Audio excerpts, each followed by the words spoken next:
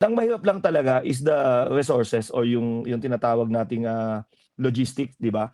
But of Logistics, course oo, but of course, 'yan I don't know kung papaano gagawin nung mga marketing strategies ng PBA or Nagawa naman ng nung MPBL, ano coach? yeah, I mean diyan talaga, diyan papunta, even in Japan, Korea, Taiwan, 'yan yung even Indonesia, 'di ba? Yes. 'Yan yung nila, it's a regional concept na I think it will help us, it will help the I league, think so. Yes. because kailangan, I mean, the PBA will need to increase their fan base in terms of sa youth, tapos in terms sa Yeah. doon Yes.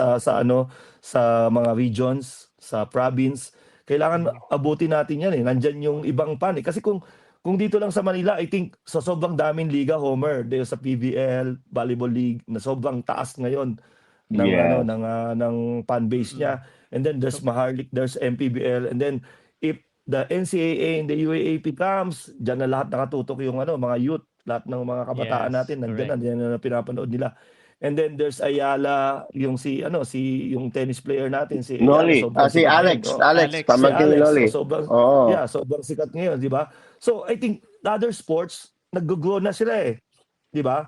Yung growth ng other sports nandiyan na volleyball, hindi natin alam na sobrang ganyan pala ngayon. Dati hindi naman natin pinapansin 'yan, 'di ba? So Oo.